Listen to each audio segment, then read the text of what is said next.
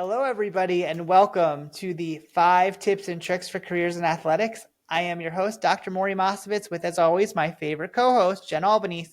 Hey, my favorite co-host, Maury. What's up? Hey, not much. How are got you? back. Oh, great. Had one of those children's recitals today. Oh, wow. Yes. Please tell me everything. So I will give you a snippet that we recorded it, and my daughter played, your niece, the xylophone, and we sent it to my parents, and now they have decided that she is now the yo-yo ma of xylophone, and that we should buy a xylophone, and that she should go and become this professional xylophonist. So it's been an experience, and my wife has just kind of laughed at this. And wait, so did she have like a solo? Was she? No, there was 20 kids, and she just banged on the things, and they actually took out some of the panels so you could only bang the right ones. And listen, she did a great job. I'm not saying she didn't. I love my daughter to death, but I don't know if I would make it into a career after one first grade recital. Let's be real. I was going to say she's first grade. It's not like this is like, But when they look back and they say, oh, the world's best xylophonist, we'll make sure that we pull this clip back out. All the way, baby. Lucy Mosovitz. I love my niece. Let's go, girl. I love it. I love it. Well, that's fun. That's really fun. And we have such a good guest today. I'm so excited to talk to Kelly. She's going to be incredible. And a coach. I know, which is cool. Our first coach. This is going to be really great. Yeah. So, and I've been connecting recently. I think I was telling you about one of my former high school coaches that I worked with. Yeah. Mm-hmm. I spent like an hour, Jack McMullen. There was 3 high school coaches that I think made a huge difference in my life. And one was Neil Keenan, Mitch Whiteley, who was the lacrosse coach, and then Jack McMullen, who was the basketball coach. And Neil I talked to all the time and got me into managing. But I talked to Jack for an hour, and just having that conversation made me realize it's probably one of the reasons I was in athletics. All 3 of those guys are probably a reason, but just like every time I talk to a coach, I feel like his just the way that he is and how he had respect for people and how he approached it is like the moniker that I hold a lot of professionals up with in athletics, and probably one of the reasons why I decided like, hey, I want to do this, and not even realizing it until recently and having those conversations with him. So that's so cool. I mean, coaches have such impact. I mean, it even doesn't have to be a coach, just a supervisor or a mentor that you've met along the way. And it doesn't stop once you get like a job, or it doesn't stop when you become a leader of a department or whatever.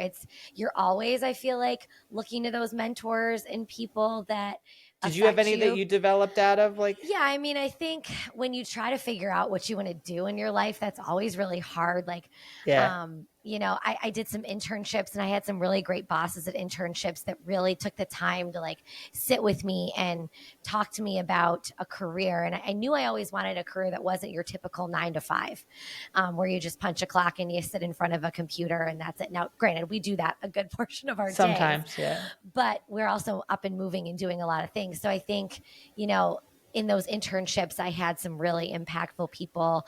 And I think, as I grew in athletics, I had mentors along the way. Like I think about like Dave Maloney, who used to work with us. He was the first person to give me an opportunity. And I always go back to him, and I still have a relationship with him. And, now he's kind of like athletics adjacent. He's a professor now. And, he's doing great things, but I always think back to him and how he gave me that first opportunity and helped me along. And, I think about Anthony DeFino, who we've gotten the opportunity to talk to on the podcast. And, we went from a relationship that was, we started off kind of butting heads a little bit, and it turned into a really great learning experience where I value him now and I trust him and I go to him for so much. And he's such a mentor to me and a great friend. So it's crazy how people influence your life in different ways at different times. You don't know. And then they get to come back into your life. Like, I feel like that's what I'm going to make an effort to make sure that I stay more in contact with some of the people. It's just appreciating them through their role and how I got to where I am personally, but professionally too. So it's because they helped form who we are as people and how we got to where we are and the positions that we're in and the leaders that we are. So it's really cool to look back and see those people that influenced us and fun reminiscing. We'll have today we're going to reminisce with a guest that we've had experience with as an assistant coach and now doing awesome stuff as a head coach. So excited for Kelly. So happy for her. We'll be back after this break. If you're enjoying this podcast, please follow us on your favorite podcast streaming service. The 5 Tips and Tricks podcast is a part of Athletic Career Consulting, a group focused on educating and guiding high school and college students looking towards careers in athletics. To find out more, go to our website at www.athcareer.com. That's ATHCAREER. All right, everybody, welcome back. So excited for this guest today. Maury, would you like to introduce her? I'm really excited. So an all-around professional in soccer, spanning an amazing career as an athlete and coach. A native of Great Britain, she traveled to the United States to both play for and get her bachelor's degree from the Indiana University. She would later get her master's from Concordia University Irvine in coaching and athletic administration.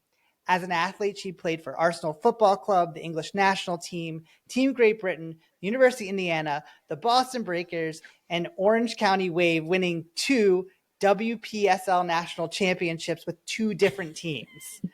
As a coach, she served as assistant coach for Monmouth, Syracuse, Penn State, and associate head coach at Boston University. In 2022, she was named head women's soccer coach at the University of Delaware. Very excited and really lucky to welcome our friend Kelly Lawrence to the podcast. Welcome, Kelly. Hi, Kelly. Thank you so much for having me. So good to see you guys again. I know, this is awesome. We miss you. We miss you. I know. You're doing amazing things. We're just so excited to have you be a part of this, but also just to see all your success. Well, I can't get away from the cues. I'm marrying someone whose whole family is from Syracuse. So I've been up a few times in the last few years. So always feels like home. And we get to see you when you travel back. And so it's just so great. We're so happy for you too. Head coach, that's so amazing. Like, congratulations. Like, you deserve that. That's so amazing. So happy for you. I appreciate it. Yeah. So we're going to start off. And as we talk about every week, we're going to do what's your first tip for those people out there that are interested in careers in athletics? Yeah, so I think this is the first tip is really invest in people that you work with. And it sounds really, really simple, but I think it's a tip that can span from the first time you start in athletics till, I'm finding it now 13, 14 years into college athletics.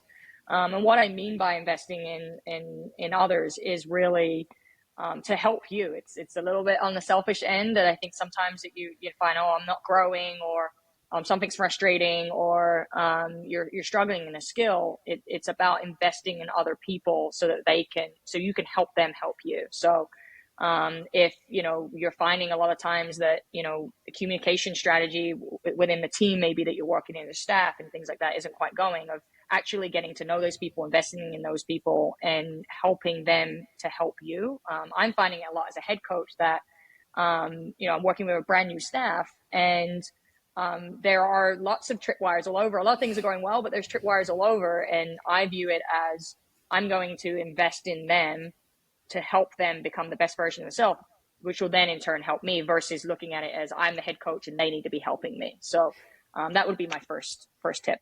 I mean, the one thing that I always think about is I feel like people jump into their careers and they think that they're kind of alone in everything, that like it's on their shoulders. Yeah. And like, from you being a person that grew up in a team sport their entire life, and then you go into this world of, okay, how am I going to navigate it? It really is. And I think throughout it's very few jobs, I feel like, in the athletics world that it's just solely one person, that it's mostly like you have to be a part of that team. And either if you're the head person developing that team, or if you're a part of it, like creating that same mentality that you're having with your players as a group of the people that are working. It's so funny as you say that. I think it mirrors, you're working for teams. You're also on a team with your staff and like with the people around you within the athletic department. So if you don't build each other up and help support each other, no one can be successful. So it's it's so cool to hear that perspective of like, you know, as a head coach, like thinking like, oh, everyone's got to help me, but like you're helping them too. But in turn, that's also helping you. So that's a really cool way to put it, I think. I guess I think go ahead. You go ahead. Well, I think the other part of it is a lot of people are throwing the word accountability around, and I still do. But I think like the way that we talk about it with our team is, you know, yes, we can say you want to hold someone accountable. How about investing in them to then be able to then, you know, have that next level of accountability and help them so that, you know, when you're on team, and then that in turn will help you. So. Yeah, like everybody's a part of it. What I was going to ask is from that perspective of now being like a head coach and having that ability to pick the people that are around you and decide who's a part of that team. How did that change for you? Like, how did that look different? And with this mentality of like knowing how important that cultivation is. Yeah, I mean, just in the way that I am and who I am, and we've done a ton of assessments as a staff, leadership assessments and things like that. So I've got to know myself a lot as well. It came from even actually a drive with one of my assistants where I said, hey, we're going to audit the season. You know, I'm going to have a lot of lists of things. Like, it's okay. Like we had a good season, but like we need to figure out what we need to get better at. And my assistant took a big deep breath. She said, oh my God, you're going to have lists. And I was like, don't worry. I am invested in you being successful. Like, I'm invested. And then she took a breath out. But, she's like, okay. Yeah. And I think it was a little bit of me understanding, like, I'm a first time head coach. Like, I need these people and they need me. And the best way for me to figure out how to help them is to invest in them and get to know them and understand them better.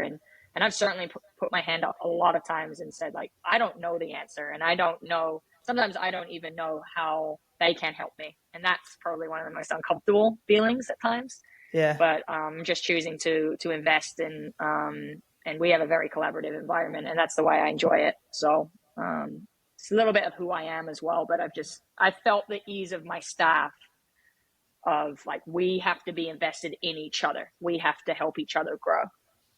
Yeah, for sure. That's awesome. And I mean, that goes across everything. I was going to say too, like that's not just in the coaching side. I think about it all the time when I'm dealing with, and sometimes like our staffs can be young, like they can be like people that are just finding themselves, and you have, and I think you probably get some of, you know, of your coaches, you're going to have someone that's just kind of probably on the younger side too, is how do you help build that person up so they can be strong within your organization, but that's also developing them as a professional. Yeah. So it's awesome. Great tip. Love it. All right. Tip number two. Tip number two. Yeah, second tip kind of goes into this. So the better you know yourself, the better you will be at your job. You know, we as a staff do a lot of leadership assessments. I'm really fortunate to have someone on my staff that has a background in leadership and in sports psychology. So we actually started this spring monthly leadership meetings, an hour and a half to 2 hours as a staff to get to know ourselves. You know, it's all the different types of personality, the true colors, all the different types of assessments that you can do. And then being really vulnerable. And it's taken a year to build up a space where we can be. There's been a lot of laughter. There's a lot of tears at times of just sharing, you know, different stories of things that have happened and, hey, did that shape you or did it not? And is it just something that, you know, you're just going to say, hey, I'm not going to be that way. So I think that's something that I think is just really important. And probably before I got this job, I thought I pretty much knew. And then I became more of a leader and I realized a lot more about myself. And sometimes the awareness is like, can we switch it off sometimes? Because it can be hard, you know, right. You know, you're trying to work off your instincts and trying to make decisions, and that you're really aware of the things that, you know, both that you're strong at and also the things that you need to continue to grow in. But it's helped me because it's a lot about what I've learned about leadership. It's a lot of managing self, because you are influencing. Everything is trickling down. You're an empty brain in every room with every interaction that you have with somebody is about you and what you're bringing. So that's critical, I think, to you know, and being a leader when you're in athletics, you are a leader no matter where you sit. So because the better you know yourself, the better you can help influence and manage people and just, help your team.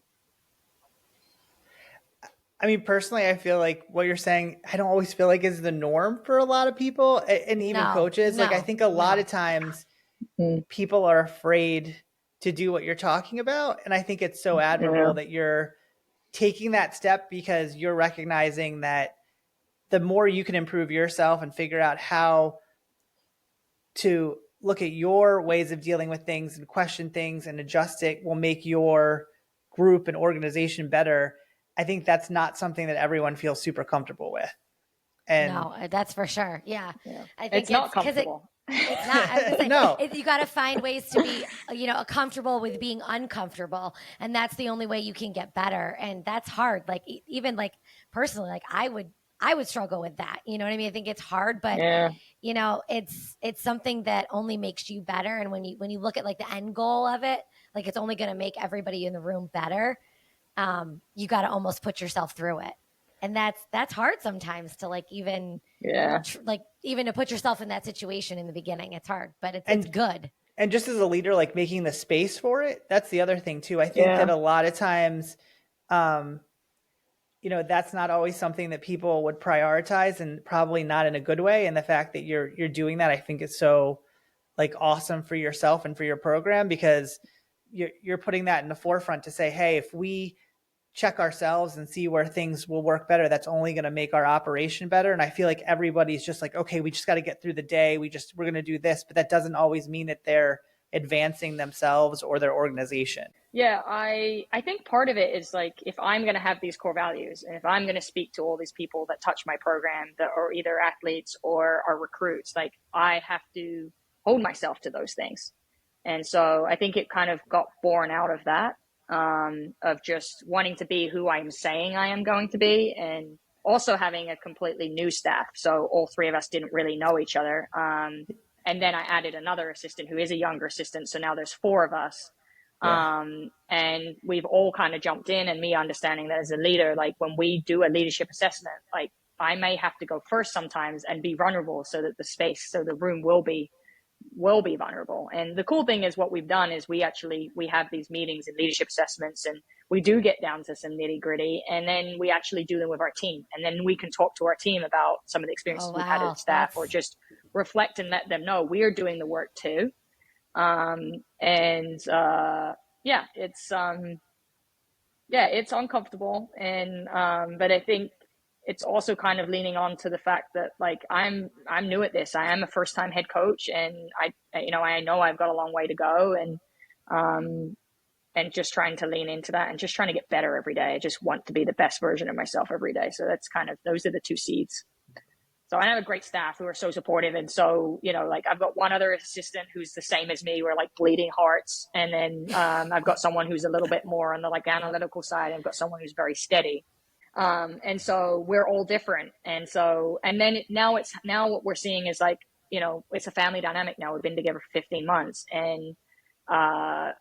And so someone will come in and have a response to something, and you're like, okay, I know they're a good person, but something's off. And so now we have all this information about each other. It's not we're putting anybody in a box, but we're like, okay, why is that happening? Or why has that task not been completed? Okay, this is someone who's very detail oriented. She's probably pored over that email for 2 hours versus, hey, she's just not getting her stuff done. So it's helped a lot. Awesome.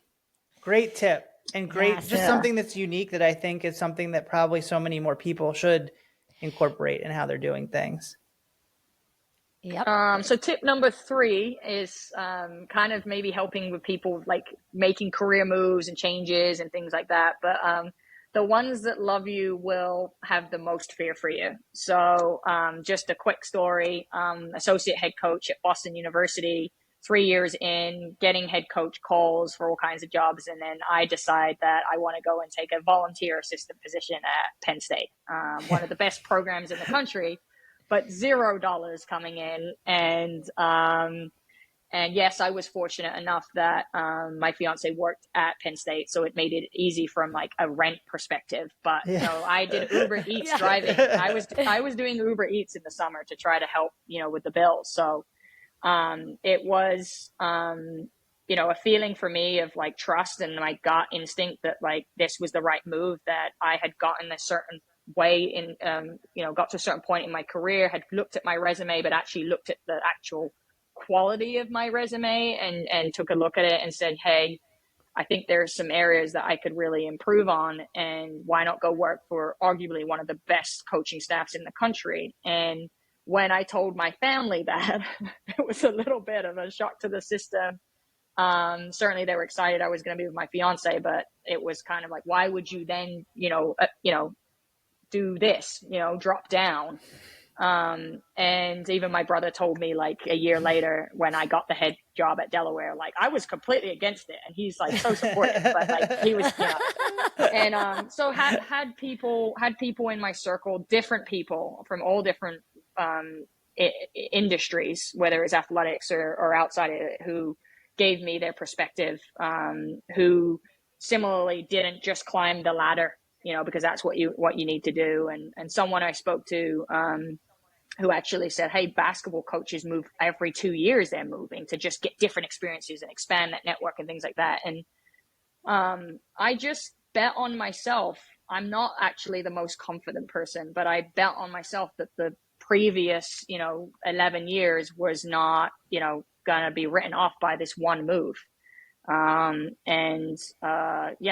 got so lucky, and honestly was not ready to leave Penn State. Loved my experience and was trying to rationalize to my fiance about doing this for zero money for another year, and just ended up just landing, ended up getting a fantastic opportunity that I just couldn't turn down. So, so just having a circle outside of your family, and I trust my parents so much. They've been very successful in their own business rights, but they didn't understand the dynamics of athletics.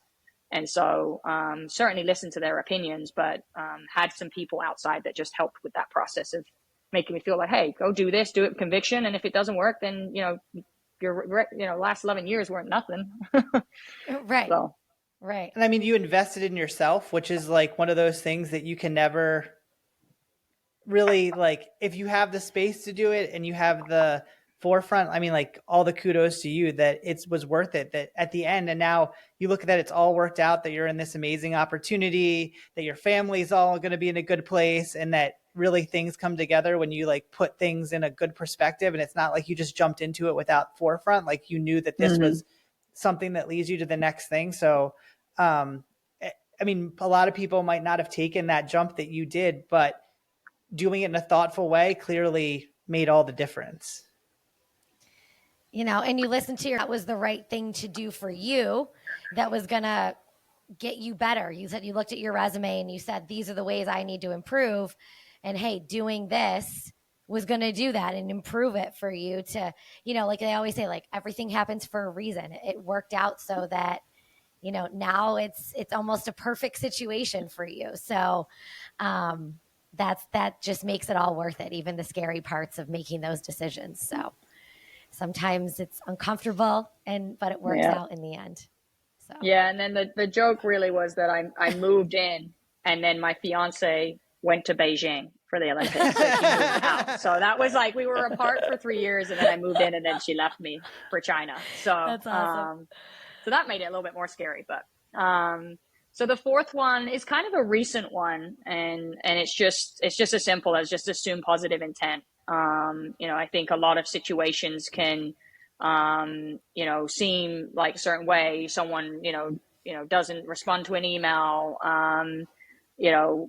makes a decision on something. You have a poor interaction with someone, or, it just is, I don't necessarily even have like a specific scenario. It's just taking that breath and assuming positive intent. And because I think most people are just doing something, either something is happening and it has, they haven't even thought about something. And so, but it's impacting you, and it's impacting, whether it's your job or life or really anything. So I'm just trying to embrace this idea of like positive intent. I don't like a response from an email from somebody or someone doesn't get back to me or something like that. It's assume that things are going on.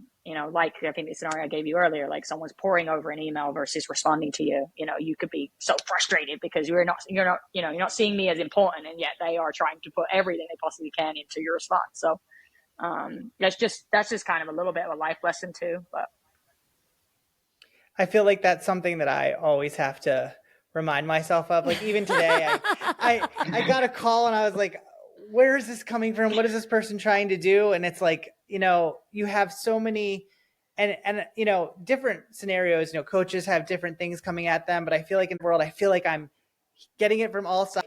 The one challenge I feel like is, okay, 22 different sports, and there's 22 different things coming in my ear. And then sometimes I feel like I need to do what you're saying and be like, okay, take a breath. What is the intent of what this person is trying to do, and not how am I taking it at that moment? Or how's like another situation that you just came out of that was bad or like upset you? How are you letting that affect the next situation you're dealing with? Because the person you're going to talk to doesn't know what just happened 10 minutes to you, 10 minutes ago. So you can't let the two things affect it. And that's hard. That's hard thing to try to separate. It's literally like the other day I was walking from one meeting to the other and I was like, all right, just take a breath. Like take a breath, let that first meeting go and move on to the next one, and let that one go, because I can't let this one affect, what I have to do for the rest of my day. So that's so good. And sometimes it's hard, but you can't, if you don't have that mind frame, like you're talking about, that you have to consciously have that thought in your head, because it's the self-talk. You have to self-talk it. Or your inner voice is just going to assume probably more than what it is. Yeah. I think in my earlier in my career, I used the word curious. Like it actually was one of my core values at one point, of just being curious about, so why is that happening? And that was that's how I coached. Like when I would see it, I would expect versus accept. I would expect that this behavior was going to happen, but I wasn't necessarily going to accept it. And I kind of used the curiosity side of it, like of just trying to create a little bit more understanding. And then you are right. The pace of athletics forces everyone to be almost on edge. And I am one of those people that's like really patient until a point, and then I'm just like, I don't understand. Like I've given you like weeks to be ready, and then you're not ready, and like, okay, so why are you not ready? And and so it's still something that I'm working on, but it is like, and I think it again goes back to like what's helped me in the last few months is understanding my staff better as people has then allowed me to then, it's almost like the cogs are turning of like, okay, so why is that happening? Why is that going on? And maybe I'm saying it like everything is bad. No, I have a great staff and everything is great, but it's just like those little moments where things aren't quite going how they should, and they're running the way that they should run, or an interaction isn't quite right. Is trying to just do that little moment of like, okay, I'm going to assume positive intent in this moment. And then the worst happens is that you've realized that it's not, and then you're in the same place you were, and then you're just going to open dialogue at that point. So I wouldn't even look at it like it sounds like everything to me. It sounds like someone that's just engaging and like being curious of it, which I think is totally. It's the funny thing about you, and I always appreciate, is you look at it from a positive angle about self growth and group growth, comparatively to kind of tearing yourself down or tearing down the group. And I think that's a dynamic that changes the way things are. So I mean, so often like. These are things I feel like I need to tell myself all the time when I'm sitting in my office and being like, okay, how do I need to frame this to look at it? And one of the reasons I just so appreciate who you are and the time that we spent, because I always felt that you took it from a view that was like positive and growth oriented. It was always a good conversation with you. Like, even if you were questioning something, like it was never, you never talked down to us. You never made us feel like, you should be doing this for us or whatever. Like it was always such a good conversation where we both understood each other at the end, regardless of what the decision was made. I always appreciated that too. Like I loved working with you. I miss you. Appreciate that. I mean, it just, it's just trying to just have understanding of, why something is happening. And often it's like the person doesn't have the lens that you have, your lens is your lens. And it's like, how do I give them all of the information so we can then try to figure out like how we get a situation from from a no to a maybe to a yes, or maybe it isn't in this moment. But yeah, I'm working on that. And you're funny because I am literally the worst. Like, I'm the worst critic, and so I'm trying really hard to. Well, everybody's their own worst. Everyone's their own worst critic, but you gotta. I'm trying really hard. It's been hard. I will be honest, and that was kind of my fifth point was going to be about like how hard athletics is, but that you're just learning so much about yourself, and that's also hard. You're trying to lead others while you're not really feeling like it's at times that you are the best person to be leading. So it's I do try to lead with the growth mindset, but sometimes it makes it harder, I think. Yeah. Nice you just have to give yourself grace sometimes, though. It's not, that's right. I think everybody puts a lot of pressure on themselves as a leader, but you got to be able to give yourself a little bit of grace because everybody's learning, even the athletic directors and chancellors and presidents are all still learning too. So, yeah, agreed.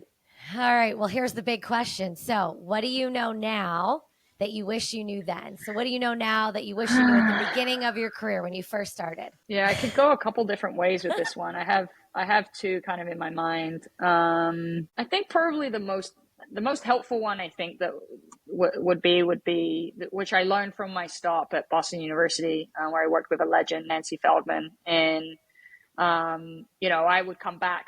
She'd send me off on a task, and I'd come back. I'm like, oh, they said no, and then she'd be like, okay, did you ask this? Did you ask this? Did you ask this? Did you ask this? And in the moment you're like, well, you're thinking, well, if we could, it would have been, it would have just happened. And it was just kind of a realization that you have to advocate. Like if this is important, no matter what role you're in, if this is important, you have to advocate and you have to ask more questions. And it is that idea of like, how can you get from a no to a maybe to a yes? And you might even come off of like demanding or, and obviously you try to do it in a right way, but that you have to advocate for your own ideas. You have to advocate if you happen to be a part of a program or you're running a program, like you are advocating for the experience of these student athletes. I mean, that is what it's all about. We are in servant leadership, and it kind of segues into the idea of like, there are times when you are last on the list. You are absolutely last on the list. I feel that a lot. You're last on the list, and it is about serving these individuals. And if we are going to create this environment that is about them, it's, that's in your mind all the time of like, how can I make this the best possible experience for them? So I think from a skill perspective, I would just say, have as many, you're offered, you're given a task. It's like, what are all the things I need to know? And certainly you might not know off the bat all the right questions to ask, but taking that responsibility really seriously and thinking about it as if this was yours, and then going and advocating and trying to figure out, how we get to where we want to get to. And sometimes it is a no, and then it's just some dialogue that you've opened up. But I think that was probably I would say, something I learned, probably 10 years in. Whereas probably I was looking at moments, even when I was at Syracuse, if like something wasn't possible, I was like, oh yeah, sorry. Yeah, we couldn't do it. And it like, okay, then we didn't explore anything beyond there. And I've certainly had some situations where someone's like, that's interesting. Like we've had a situation here at Delaware where I actually questioned something about grant and the grant and aid letters. And now we potentially are going to do them a little bit differently. But, I thought I was asking a silly question, and it's now actually, now that might actually impact everybody's and in a positive way. So that would be my fifth one. I think for me, like as the person that gets some of those requests, sometimes the people that can come in prepared and like explain it make a big difference because if sometimes I don't understand and like someone comes back and been like, and they come back and be like, well, I really meant this. And I was like, oh, well, that's completely different than what I assumed you were talking about. Like, you wanted to have fire at the facility and you go to like some weird That's place me where you're asking like that question. and if you come in and you like put all those steps down and you prepare it, like as the person that's receiving those questions, that makes a big difference. Like it really changes if someone comes in prepared and explained, like that could change completely how you approach it. Not to say that, honestly, my first thing is not thinking, okay, how do I say no to this? Like, I'm always trying to figure out, okay, how can we find a piece of this that'll work at a minimum? But sometimes people don't come in a position with that actually enough to explain it, or even to dialogue with a way that could actually get it there, or not be open to have like an exchange of like, okay, this is what's going on, or, saying, well, we can't park a car in the middle of the field, and they go, oh, well, we just want a car in the general area. Well, that's a different thing. Like, that's a different conversation. Yeah. How do we get to that area that we can all work together on? Yeah, it's that approach. It's the way you approach it with the person and the relationship that you have with that person, and how you want to be able to work with them instead of demanding something. When people demand, it's like, oh, you're definitely not going to go down the right road there. But if you're, like you said, you're prepared and you can approach it in the right situation, it's going to have a better outcome, regardless if it's a yes, maybe, or a no, So well, that's so good. Kelly, these were so good. This was so great. It was so good to see you. Yeah, it was great. Great conversations. And it's like, even for now, like, the cogs are turning with our conversation, which is just is so awesome. And so good to see you guys. I know. Well, we wish you the best, Kelly. I'm so excited. We can't wait for you to come up and see us in Syracuse. Well, you guys got to come down with the hockey everything team. And stay in touch. I know, right? Yeah, we're going to see you with hockey. And I now have I'm tracking Delaware soccer every once in a while when I'm going through the list. Every time I see you on social, I make sure, like, I look at your social, see if you won that night. I'm like, let's go, Kelly. Let's go. Yeah, I will say I was pretty happy to get my first head coach win against the Qs. I'm not gonna lie, that was deep down.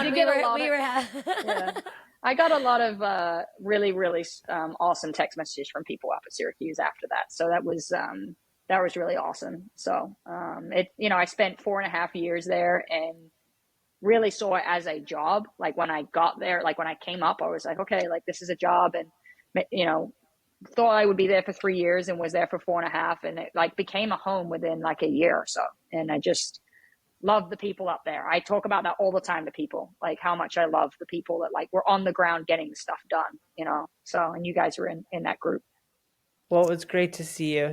Thanks for everyone for listening, and hopefully you'll check us on the next episode. Make sure to follow us on all your on our socials, and also make sure you follow episode week to week. So we'll see everybody next time. Bye. If you like the 5 Tips and Tricks podcast, make sure to subscribe on your favorite podcast platform. You can rate and review us, including questions that may be answered on future episodes. The 5 Tips and Tricks podcast for careers in athletics is part of Athletic Career Consulting. Check us out at www.athcareer.com. Don't forget to follow and like us on your top social media platforms.